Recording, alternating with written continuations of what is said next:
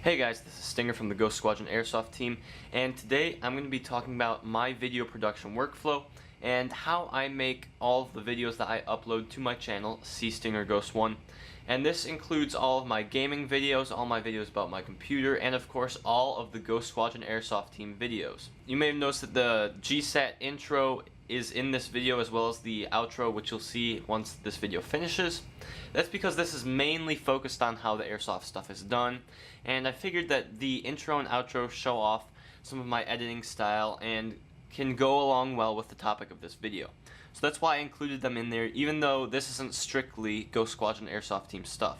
So this will cover first how I plan the videos before they're recorded, if I do so, then how they are recorded, and then how they're edited. And keep in mind that every single video on my channel, Stinger Ghost 1, was edited by me, but they were not necessarily all recorded by me, and they were not necessarily all planned by me or completely produced by me. There's a lot of other people who help me do some things. Most of the time I'm doing most of the work, and I'm almost always doing all of the editing. In fact, up until now I have done all of the editing. There might be future videos where I have someone else edit the video and I will upload it to my channel or something like that. Anyways, that's not very important right now. Before we get to the camera equipment and how it's recorded, I'm going to go over the pre-production stage, which isn't very large for my videos. Generally, pre-production is the planning out of scenes and things like that, and since most of our videos are not entirely scripted, especially our airsoft gameplay videos, since we're in a combat environment with airsoft, it's not scripted. We're just wearing cameras on us and we're just going through it, playing it, and then sometimes I might come up with an idea after it's recorded and I've watched the video. Especially if I'm making a montage, I might say, oh, I like this part or this little chunk of video that was recorded, and I might incorporate that into a video montage. Some videos, such as this video, had a lot more pre-production that went into it. I planned out what I wanted to do. I already know that I want to have different segments talking about different things for this video. And pre-production is one of the stages that has a bit more influence from other people, because other people can talk about video plans with me, especially people from my team or people that I know, and come up with ideas with me for my videos. However, most of the time I'm not doing a lot of thinking ahead of time before I start recording. Normally I record, from different members of the team on their head or their gun with a camera like this, and later on go through, figure out what I want to use, and just edit it up. So for pre-production, not really that complex on my side, and some videos tend to be more complex than others in that regard. Now, moving on to principal photography or production. This is the actual recording phase, and it involves probably the most equipment, because you've got cameras, mounts, and all kinds of different things, tripods, stuff like that. I'm going to start from the beginning at what we first used when we first started making videos on my channel, and that was the Kodak PlaySport. Actually, not this one. We first used Killer's Kodak PlaySport, which was the first generation. His is white in color. It's a bit larger than this. It's a bit more bulky, and that's what we first used when we made my first video, which actually isn't even public on YouTube right now. But I think some of the other videos on my channel were still made using that camera, and they are still public. Now, this right here is my Kodak PlaySport. This is the second generation. As you can see, it's black. It's a bit smaller than his. I don't have his here to show you, and this is mainly going over the stuff that I use personally. I don't really use it anymore for anything. Sometimes I might give it to another person to record during an airsoft match from their point of view, but for me personally, I don't use it anymore because the camera, the quality of this camera is not very good compared to my newer camera and the other cameras that other members of the team use, because this camera records, it does record in full HD 1920 by 1080, full 1080p at 29.97 frames per second, but the bitrate of the video is not very high, meaning that even though it's full resolution, the actual data that all those pixels, the full resolution makes up, is not as high as some other ones. So you can have blurring effects, or you might even see where the video becomes kind of chunky and broken up into large blocks. That's called macro blocking, and it occurs when the bitrate is too low. And it even occurs with some of our newer video cameras just because of the way YouTube compresses the video. So even with newer cameras, it's tough to avoid that sometimes, but this one caused a real problem with it. So during that time I was playing a video from this camera just so you guys could see what it looked like, and you may be able to tell all the things I was talking about. The camera quality isn't as good, it doesn't capture colors as good, and it also has a very narrow field of vision, meaning that if it's mounted on your head, it will only look at what's directly in front of you if it can't see a wider field of view. So lots of times people would complain on my videos that they couldn't see what I'm shooting at because this was pointing, you know, down a little bit or too high a little bit, or it was a bit to the side, because it was so narrow that it would only be pointing straight forward. Unlike the newer GoPros where they have a very wide field of vision, and even if you're not looking directly at it or the camera lens isn't pointed directly at what you're shooting at, it can still see it because it's still in the field of view, it's still in the frame. Moving on, when we first started using it, actually when we first started using these, we didn't have a mount for it, we taped it on with, we used electrical tape and duct tape sometimes. We never actually came to future ball with it like that. Only for our videos and our private airsoft field did we use that method of mounting them. When we first came to future ball, we already had this, which is a custom mount that we have set up on my mask. It only attaches on mine right now because there's actually 2 holes drilled through it to attach 2 screws, as you can see there. Whoops. And the reason there's 2 screws is to prevent it from pivoting on this axis here. Whoops, gotta get it in frame. On this axis right here, like that, because the piece of wood that is right there would sometimes do that. And then there's just a standard ball roller little mount thing here that allows it to pivot around and rotate when it's loosened. And then there's a 3 1/4 inch mount on it, which is a standardized mount, and of course it's accepted by this.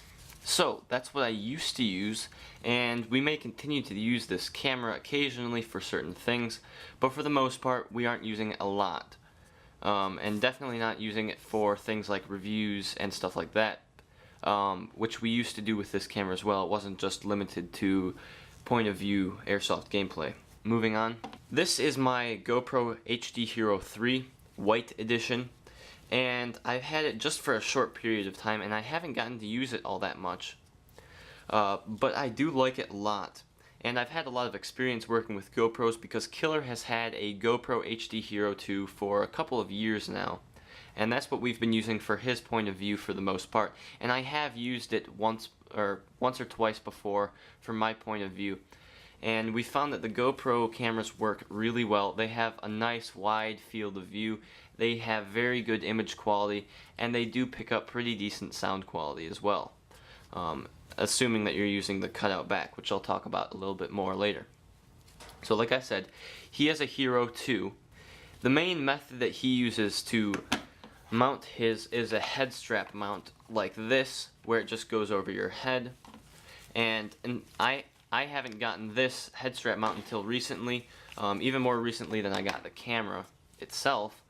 So for the short time that I've had this camera, I've actually been using this same mount that I had before, and it's been sitting like this. So you guys may have noticed that the view of the mask was actually in the camera, in view of the camera, because it was so close to it and because the GoPros have such a wide field of view. Now, while I continue talking, I'm going to play some video from first Killer's GoPro HD Hero 2 and then from my Hero 3. And you can watch that as I continue to talk about it. Now, these cameras are really good, but also they are relatively expensive compared to the other cameras that we have used in the past, like the Kodak PlaySports. The Hero 3 White Edition runs for around $200, and the Hero 2 runs for around $300. which is kind of confusing because the Hero 3 White Edition actually captures better video footage, in my opinion.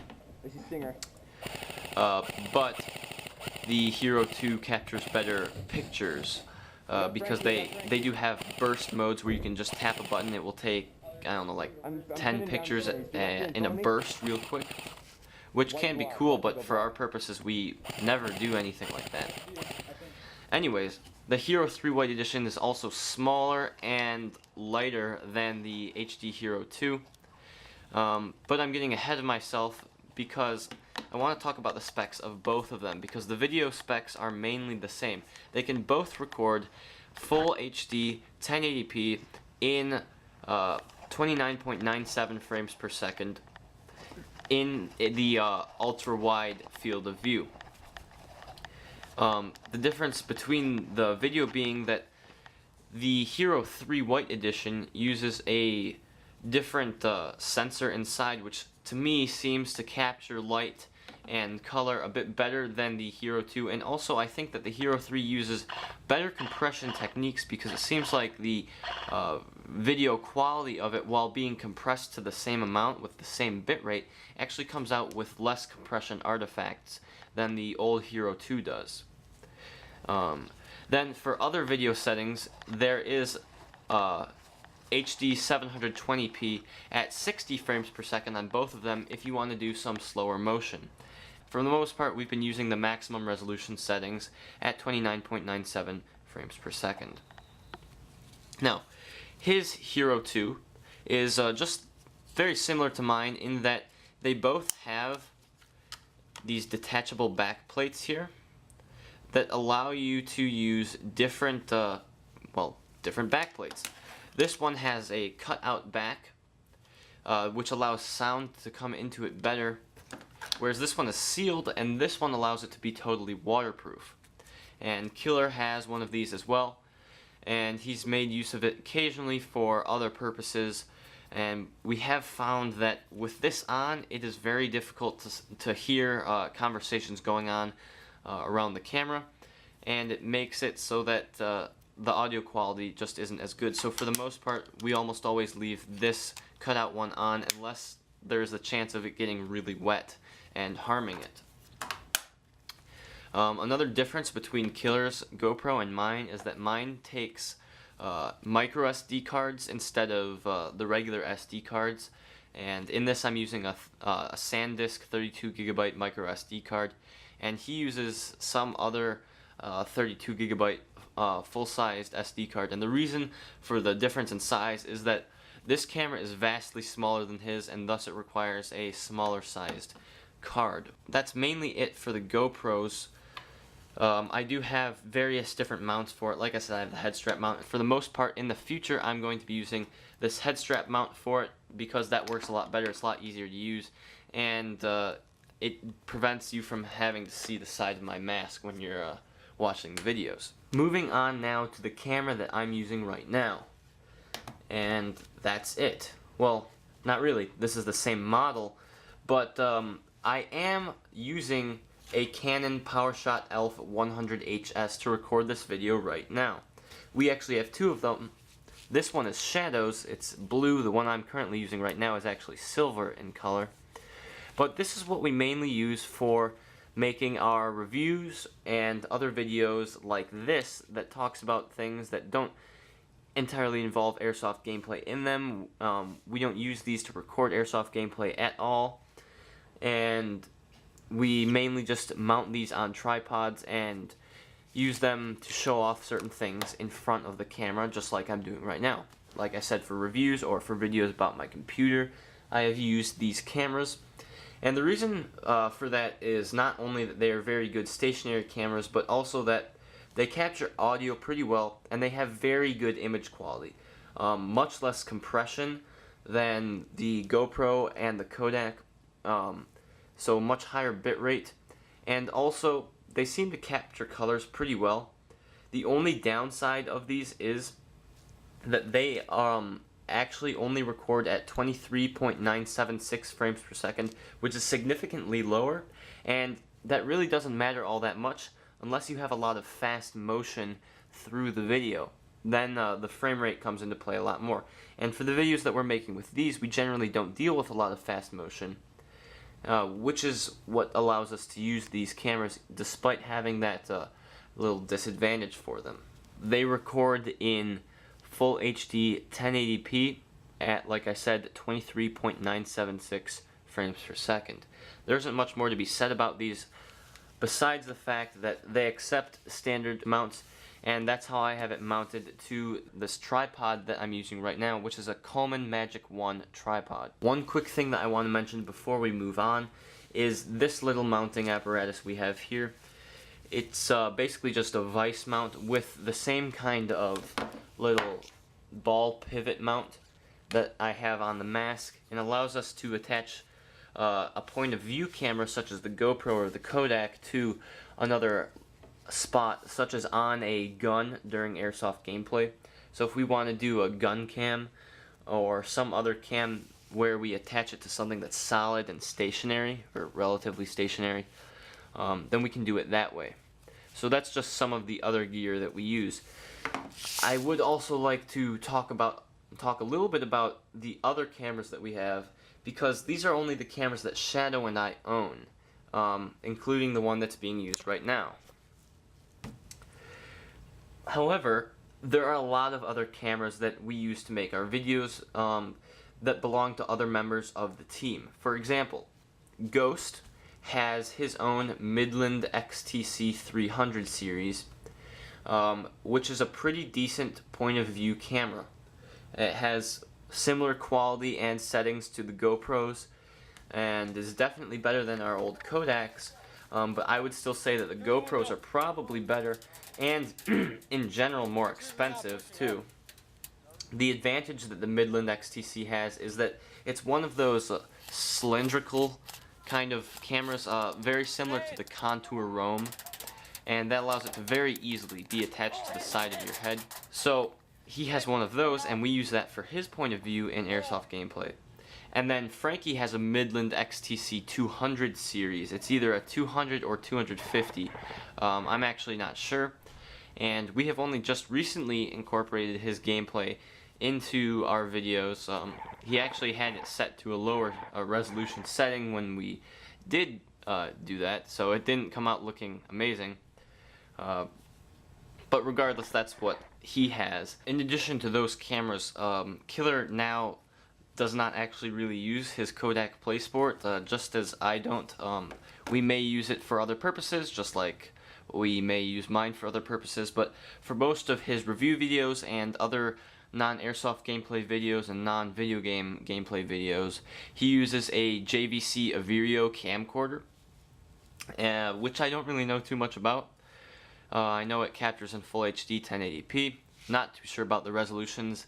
We haven't actually used it all that much for our videos. I think I have used 3 shots. 3, not 2, 3. From that video in our videos, or from that camera in our videos. He has used it a lot more than I have. But it is another camera that we have at our disposal to use. Alright, so that's how the real life stuff is recorded. Now we're going to take a quick little switch over to how the video game gameplay and all the recording from my computer is done, and that's not going to take very long. After that, we're going to skip right into the post-production stage, which is video editing and things like that, encoding, and then uploading to YouTube. So for recording virtual video off of my computer, such as video game gameplay and Windows video off of my Windows computer, I use 2 different programs. The first of which is called Hypercam. Hypercam basically allows you to take the full frame of whatever is on your computer at the time and turn it into a lossless AVI file or an AVI file with other types of compression on it.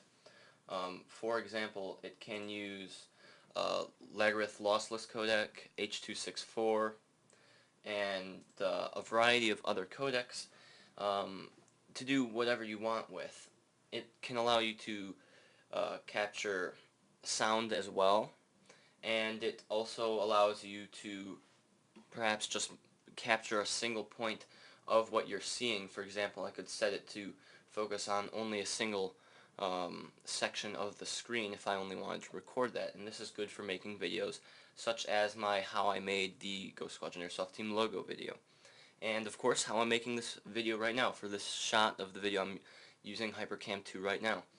Now there is a HyperCam 3, but I don't use it because I've had some issues with it. It just doesn't seem to work properly, and the 64-bit version of HyperCam 2 works perfectly fine. Now when I use it, I have the AVI file output set to record at full frames, which is totally uncompressed, so there's no loss in video quality. There's no compression. And for sound, I use 16-bit stereo at 44,100 samples per second, and it's of course recording sound from my Asus Zonar DSX audio card. It allows you to bind hotkeys so that you can have it not necessarily up on the screen and you can just push a button and it will start recording. But I generally don't use that because I actually don't use HyperCam too often. It's just for videos like that. I tend to more often use the program called Fraps, and this is dedicated just for video game applications. So I use this to record video, and it also records in an AVI, but it has less files. It doesn't allow you to compress the video. It's always full frame uncompressed. The reason for that is if you're trying to have the computer focus on compressing the video while it's also recording the video and playing the game, you will lose performance in the game because it has to offload some of that performance to compress the video. The result of this is that the video has to be full frame uncompressed, which is good for you and also bad for you. It's good because it retains all of the uncompressed video information, and it is bad because it takes up a lot of space. For example, you could have a 40-minute Fraps video that is 100 gigabytes in size and larger if you are using resolutions higher than 1080p. Now it also has other options for frame rate. I have mine set to 60 FPS, but you can also determine, or you can also set your own, and you can also choose to capture in 50 FPS or 30 FPS. It of course also captures sound, and I have mine set to record all the sound that comes through Windows 7 and also record external output from my sound card, and that external output would be the headphone, or not the headphone, the microphone on my headset, so that you can hear me talk while I play the games. In addition to this, it can take screenshots in a variety of different formats: bump map, JPEG, PNG, and TGA. I personally use PNG because it's lossless. And it can also do benchmarking, so if you want to see what your frame rate is, and if you want to have it measure a whole different test of benchmark settings while you are playing a game to see how your performance in the game is, it can do that as well. Now, HyperCam 2 is free, but Fraps costs around $20 to $30 for the full version. There's a free version which is kind of like a trial. However, it limits you to only one screenshot file format, and it also limits you to only recording 30 seconds of video at a time, and that will stop the recording. So if you want to do any kind of real video game video recording, you have to buy the full version. So before we move on to the editing procedures that I use, I'm going to talk very briefly on how I record the audio for videos like this where I overlay my voice when I'm not using a camera. Like when I was talking about the cameras before, I had a camera in front of me and that was capturing audio. But right now, I'm not recording audio through HyperCam. I'm actually using a method that's probably a lot different than what most other people use, and I'm going to briefly talk about that. Okay guys, so this is my iPad 2, which I use for capturing the sound for my voice overlays when I'm not using a camera. And this might seem a bit strange to you, but I've actually found that the microphone on the iPad 2, and probably on the other iPads as well as the iPhones, is actually very, very good. It's excellent at capturing audio, and it's better than a built-in mic for my headset.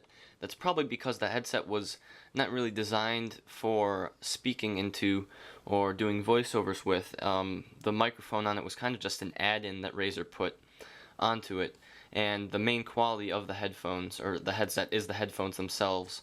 But anyways, that's besides the point.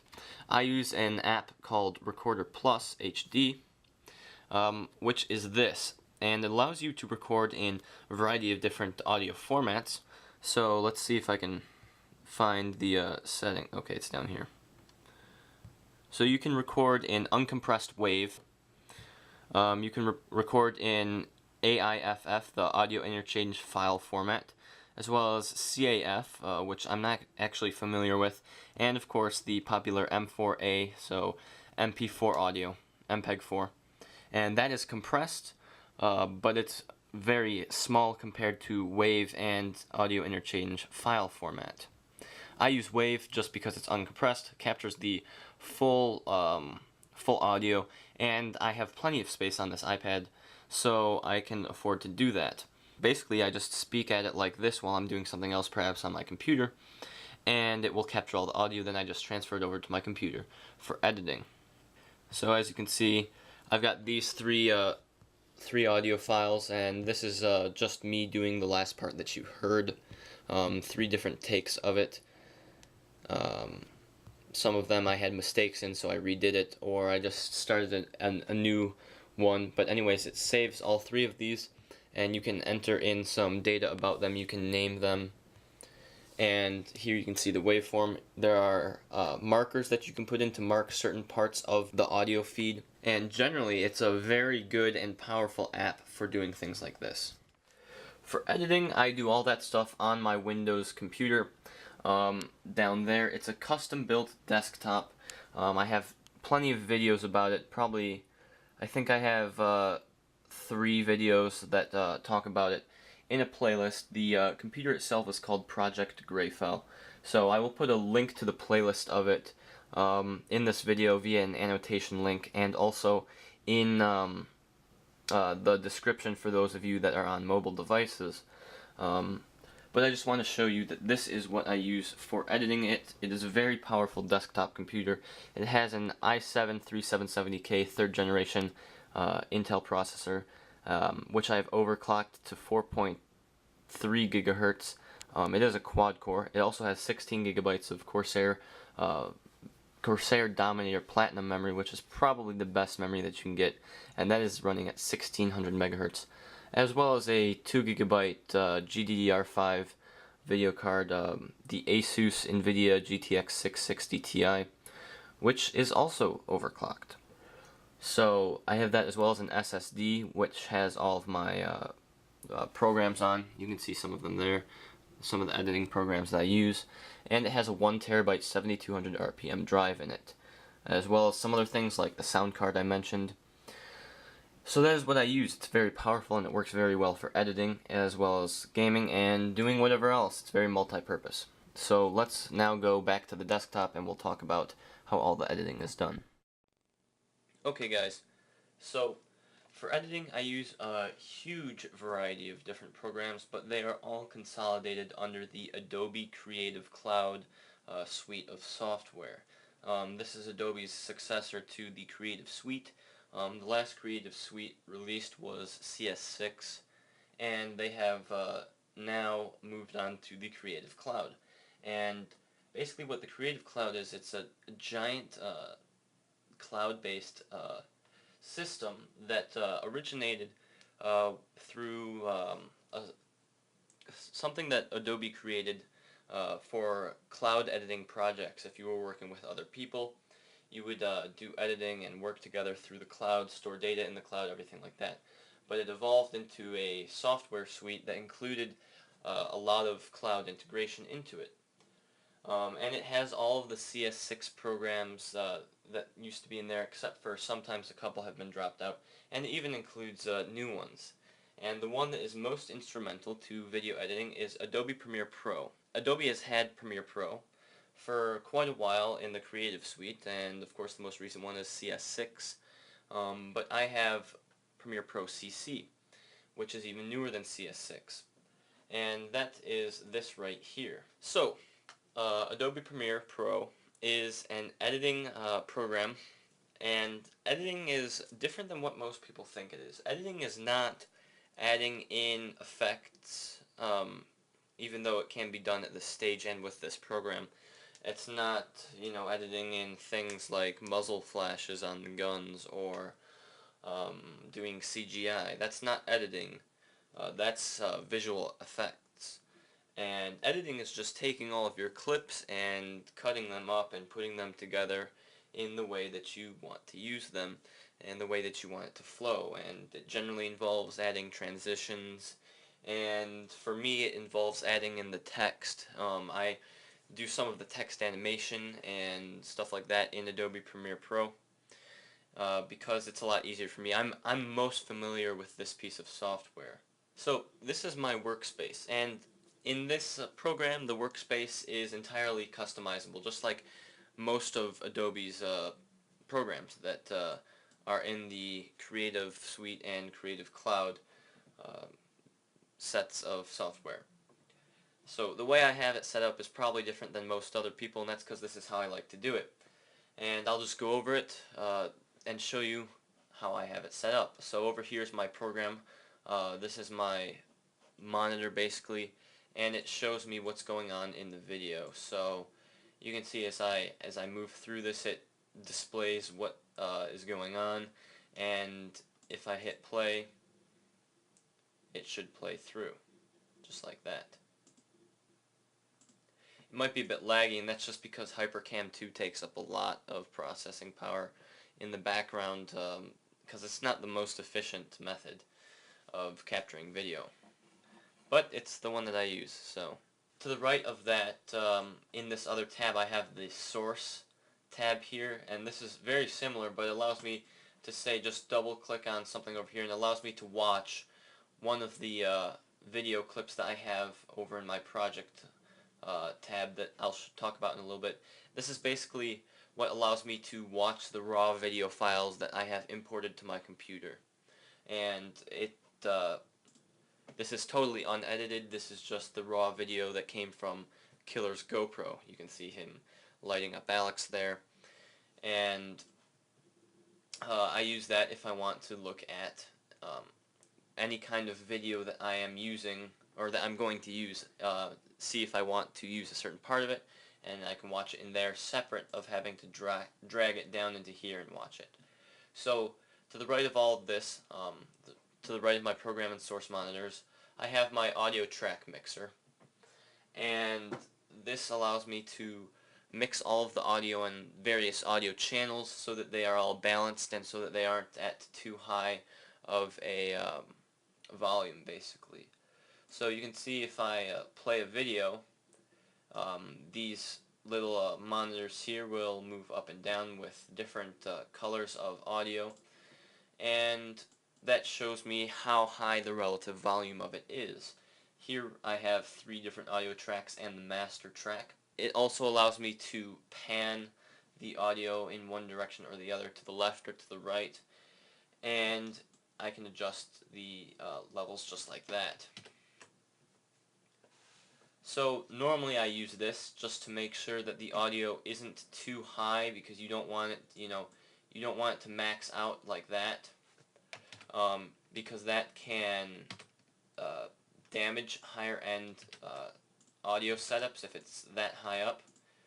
So you definitely want to make sure that the decibel range is not all the way up there. And I also use it to balance it out so that all the audio and all the various different channels mixes together in a good way, and I can use it to make certain sounds stand out more than others. For example, like this one, I have a song in the video because this is the new intro sequence. I have a song in it, and I want the song to stand out more than the gunfire and airsoft gameplay audio in the background, so I use that to make sure that they're balanced equally.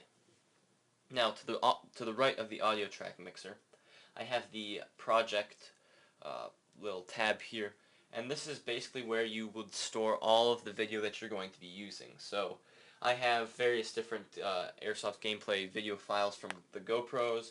I have this little text frame that I made, and I have the audio for various different things. This is some audio that I mixed up to use in the sequence towards the end, where I have the big logo that kind of zooms in or out. I can't remember which one I used for the intro, but anyways, I had that mixed up, and also this is just the sequence that I'm currently in. So this is basically where everything is stored, and you link it into there drag and drop video or audio or image files from Windows Explorer into here, and it will hold it in here. It's not actually stored here, it's still stored wherever you put it on your computer. This is basically just an easy way for you to grab the video and pull it into your timeline so that you can work with it. Next I have the Effects tab and the Effects Control tab. The Effects tab allows me to add transitions and effects, obviously. I generally don't add effects because most of the effects that I do are done using Adobe After Effects, which we'll talk about in a little bit. I mainly use video transitions, and video and audio transitions, and the ones that I use the most are the dissolves for video transitions. I use film dissolve, dip to black, and dip to white a lot, and I've also begun using additive dissolve just as a special effect. It adds a really cool little color blink. I don't know how to call it. Like, it makes the white colors, the bright colors, flash on the screen as it transitions, and it makes for a very nice and flashy transition. I actually use it here. You can't see it very well because I actually don't have this sequence. This is the little CGI sequence, the composited image that is not actually properly linked into here because I've done some moving around with it.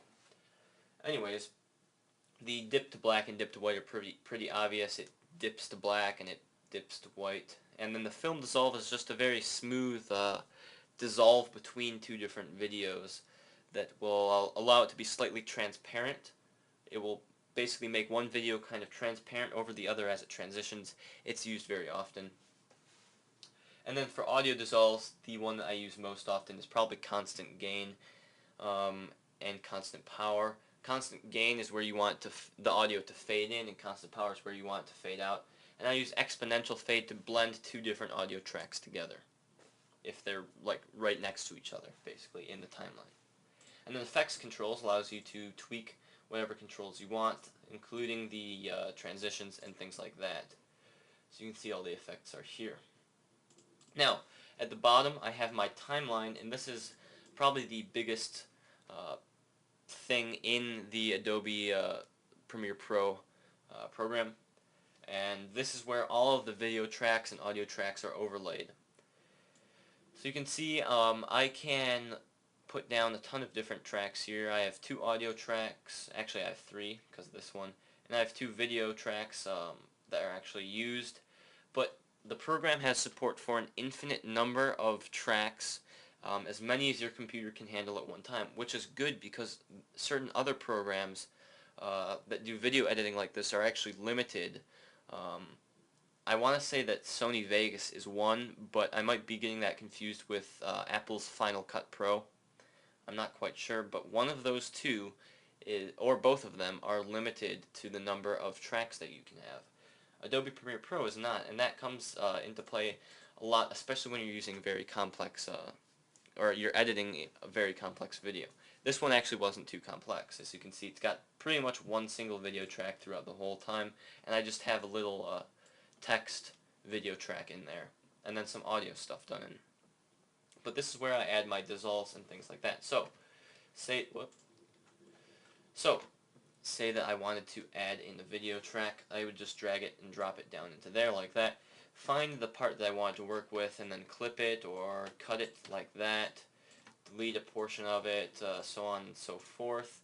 Perhaps I wanted to unlink the audio from the video so I could do some other things with that, and I could, do that. Maybe I wanted to overlay one video over another, just like this. So I would go to the effect controls here, go into motion, and this might allow me to adjust the scale. Say I want it to be a size of 45. There you go. Then just move this over to the side like that, and there you go. That's something that I would do for the outro, where you can see 2 different video panes at the same time. I have some text overlays on it, and there you go. Then there's all kinds of other complex things. I can use this when I want to animate things in. I don't actually use After Effects because I'm more familiar with Premiere Pro, even though After Effects is probably optimized a bit more for keyframing. If you don't know what keyframing is, it basically just allows you to animate certain objects. And I'll just do a brief little test of that for you right here. say I want to animate this thing here into the video, into the shot frame here, and then out. So I might keyframe the position here, drag it into over there, like that, and then, oops, sorry, I actually didn't do that right. Then over that period of time, I want to have it go over there. Then it should do this. Watch. At one point it should do this. There we go. So that's a very simple animation, but it's one of the things that I do to get things to move. I generally do this with text. And allows me to make very smooth text transitions that look really cool and really original, because I can play with it a lot. Now, before we move on to exporting all of this into one single video track, there's a lot more stuff that we have to cover. Particularly how I do the color grading aspect of my videos, because, hold on, let's find a good shot here. Alright, this one. Let's get it so that it's stable. Alright. That is what it originally looked like before I color graded it. It's also called color correcting, where you might give it a certain style or try to emphasize some colors over other colors to basically just create an atmosphere in the video. And I do this with a lot of different videos, especially the airsoft ones. And you can see the difference there. I kind of warmed it up a bit and also increased some of the contrast and some of the black colors.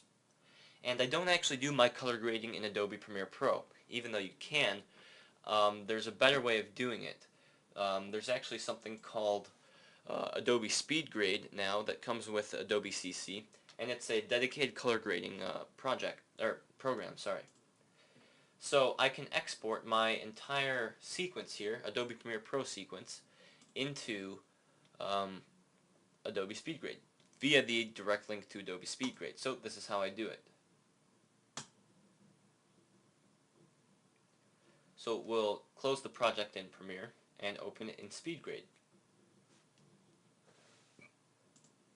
So now we have it in Speed Grade, and there's all kinds of different settings that you can use, but we'll just test with this a little bit. You can see the things I've changed here.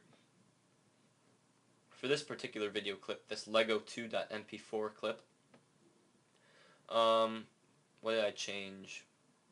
I don't think I changed anything here. I changed some of the shadows. The darker colors in the video make up the shadows, and I decreased the gamma and increased the offset a little bit just to make the whites pop out more and the blacks also pop out more, so the blacks are darker and the whites are brighter. And I changed the gamma of the highlights a little bit, so you can see how if I change this, it can create some different views or different appearances for the video as I go through it. And I don't know what I just did, but it made it really, really dark. I can increase or decrease the contrast. Let's find another clip here. So say I want to increase the contrast of this. I do it like that, and you can see that the difference between the light and dark colors is getting more and more. The darks are becoming darker and the brights are becoming lighter. There's all kinds of different ways you can do this. It has these just little sliders as well as numerical entry, but I generally use these circular shaped ones. I do it just using a mouse. I don't have a color correcting control surface like some professional people would, just because I have no need for that. I don't do color correcting so seriously that I want one of those. But I do enjoy color correcting. It's one of the things that I like making. I like making the atmosphere of the videos, and it really makes the videos look a lot more professional when you've color graded them. Especially if your camera captures colors in a higher dynamic range, where if you were to just look at the raw capture of it, it would look kind of bland. That's because it captures a lot of color data, but it doesn't actually display that data in its native form until you bring it out with a color correcting program and just adjust it to the way that you want to show it.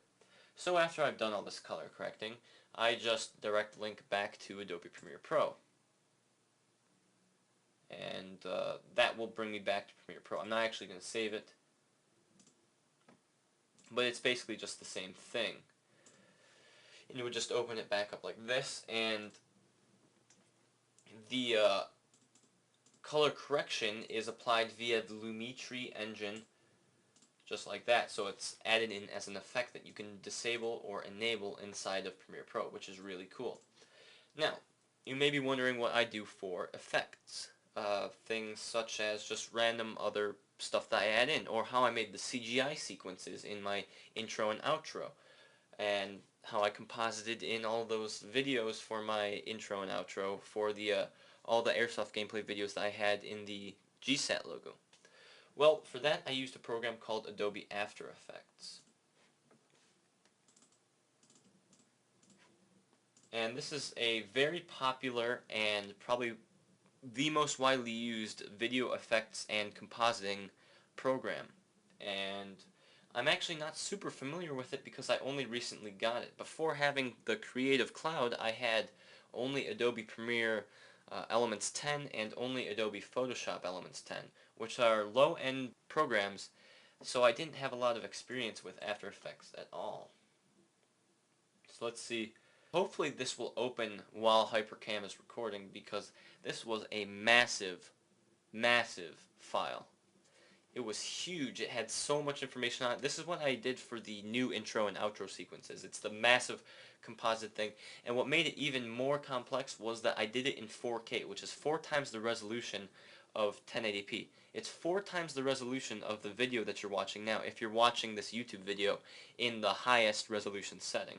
And I did that so that I would have a lot of ability to zoom into the video or zoom out of it from close up without actually having pixelation or distortion of the video. As you can see, it's taking a while to open up, even though I have After Effects on an SSD, solid state drive, and that's because the file is huge and it took a lot to make. Hopefully it actually does open up. Okay, so it finally opened up. Took quite a while. As you can see, some of the video files for it are missing. That's not important right now. But you can see basically what I did, and it will not play in real time. I can guarantee you that. It will even take a long time to get the RAM preview to go. We'll try and put it down to a quarter resolution for the preview and see if it's going to render like 1 frame every 5 seconds. Yeah, that's what it's about at.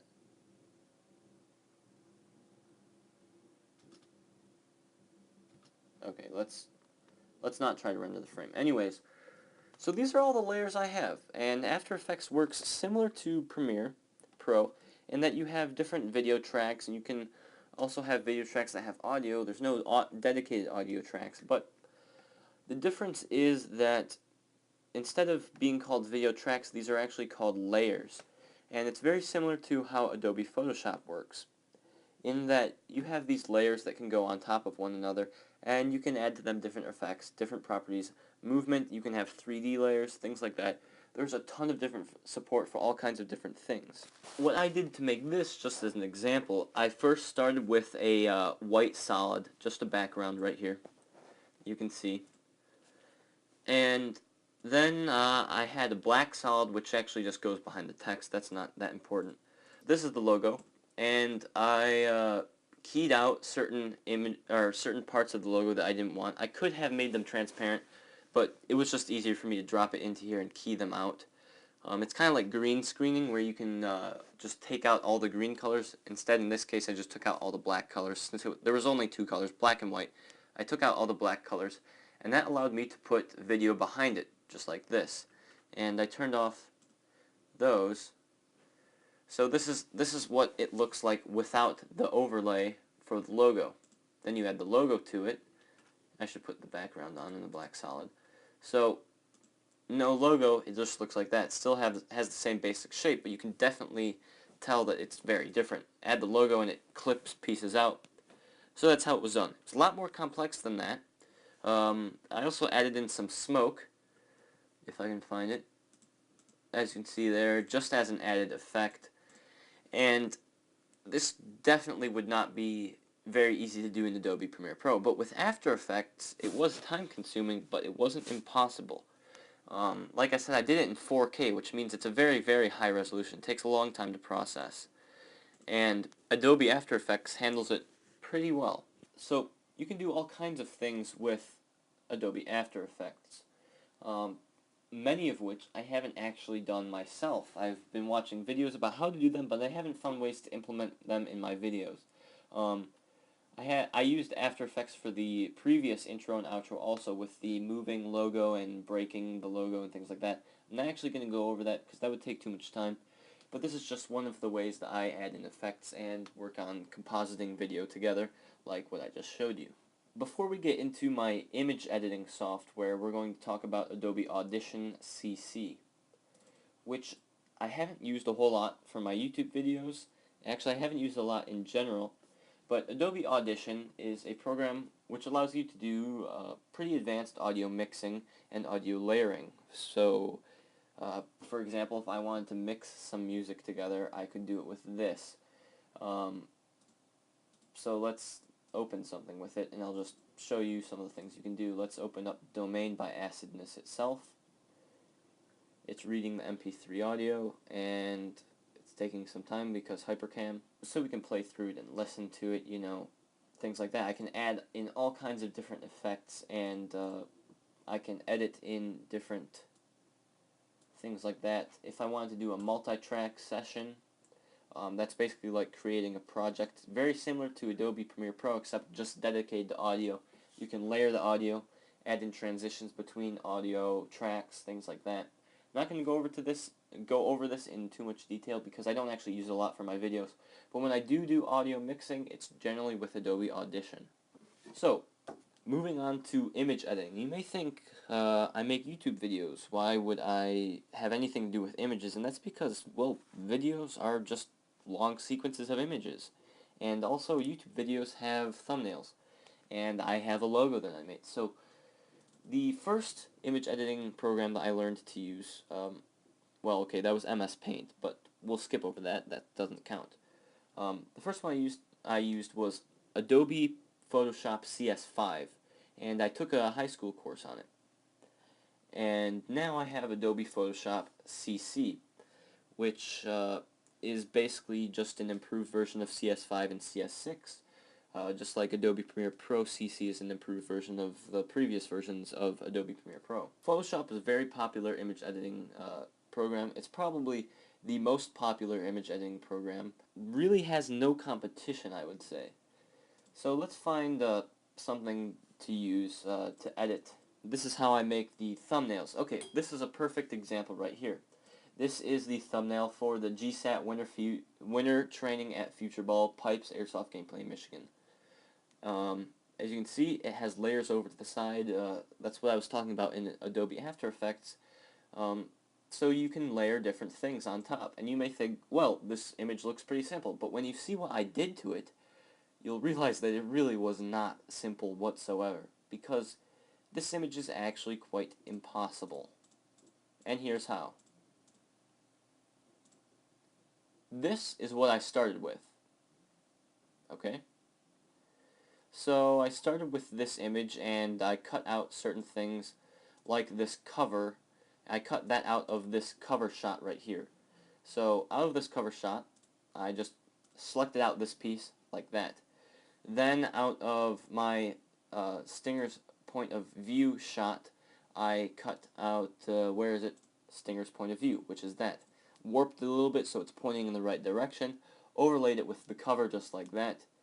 And then for the background, I took this image, just clipped out all this stuff right here, and put that into the background shot like that. Whoops. Just like that. So then I overlaid it with the cover. I overlaid it with my point of view. And then I took this right here, and I took it, selected it out, and then warped it a little bit so it fit what I wanted it to, sized it correctly, and, whoops, sorry, layered that in with everything else, just like that.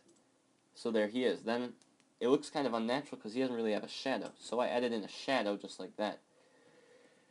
Then, after that came text, and then some color correction and color grading, things like that.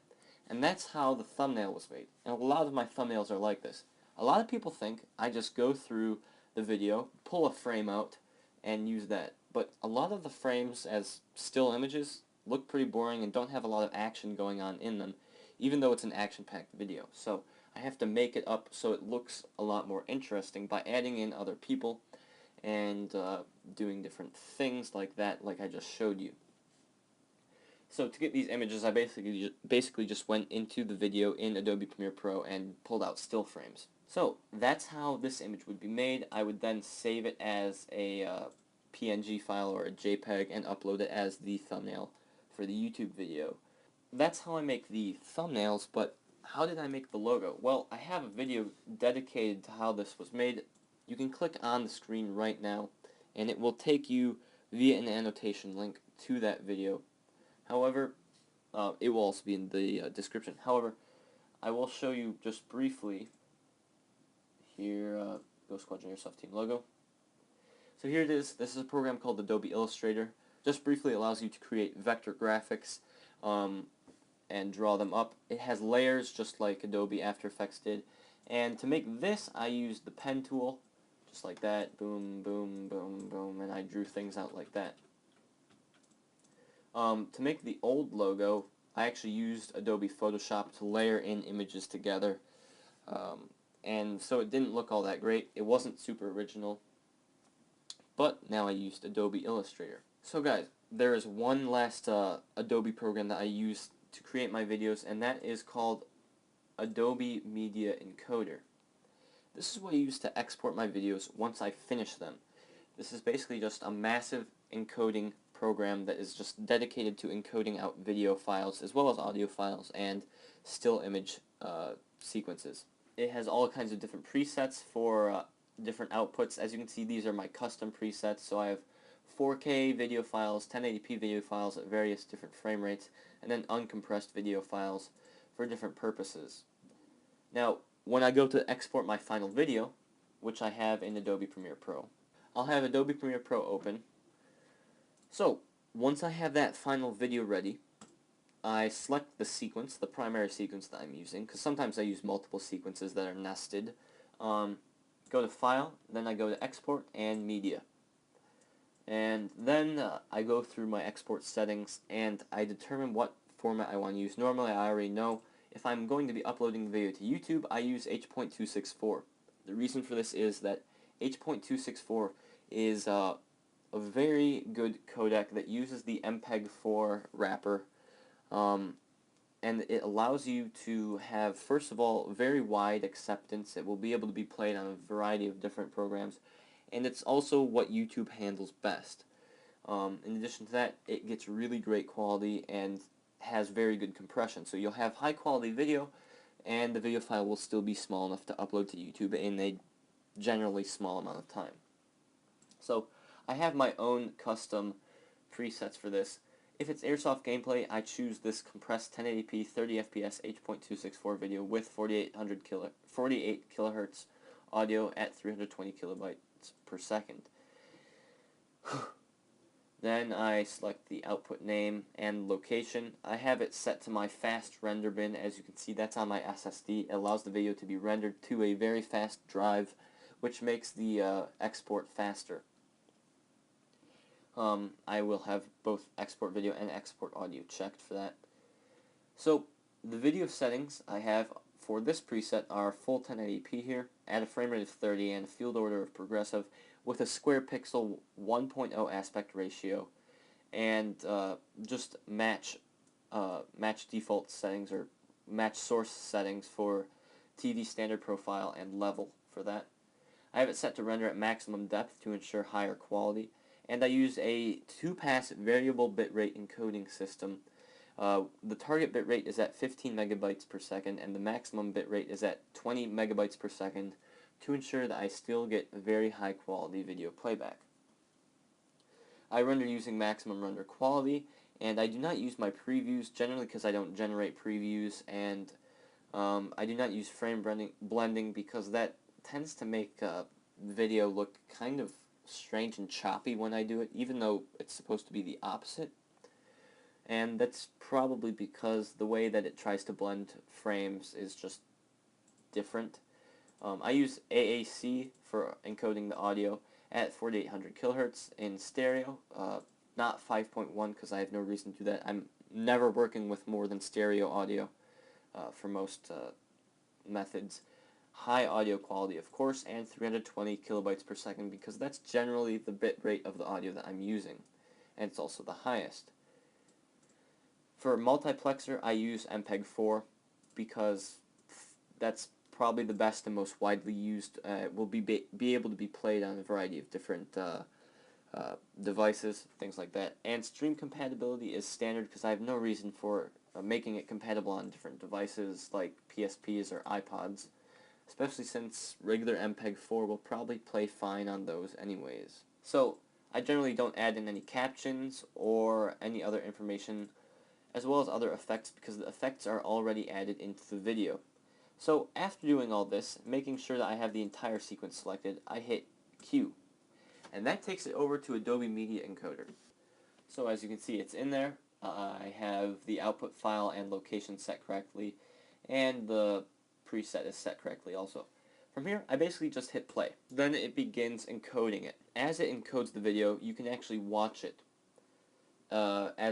as it goes through, and because I'm using a 2-pass variable bitrate, it will actually go through the video twice. Anyways, the advantage of using Adobe Media Encoder rather than the built-in video encoder in Adobe Premiere Pro is that I can, first of all, queue up the videos so that I can have one video set to encode and then another one to encode after it and another one to encode after that. So I can just set it to encode 3 different videos overnight and it will do all of them in order without me having to interfere.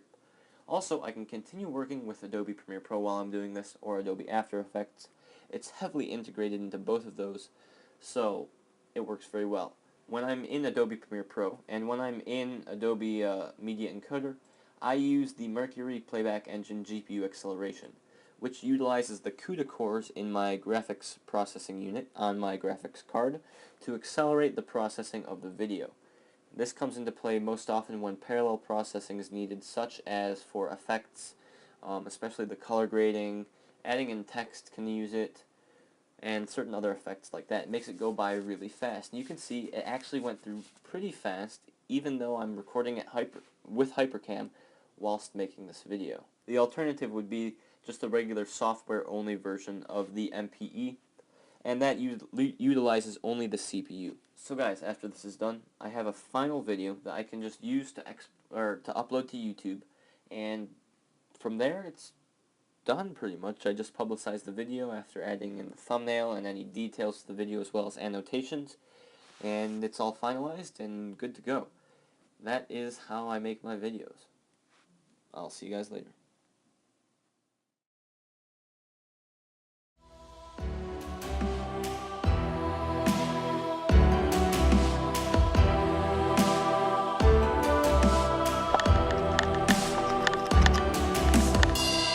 Joseph's back here.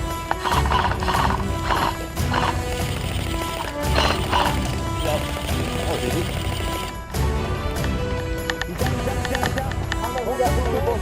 Yeah. Pretty sure I hit Frankie.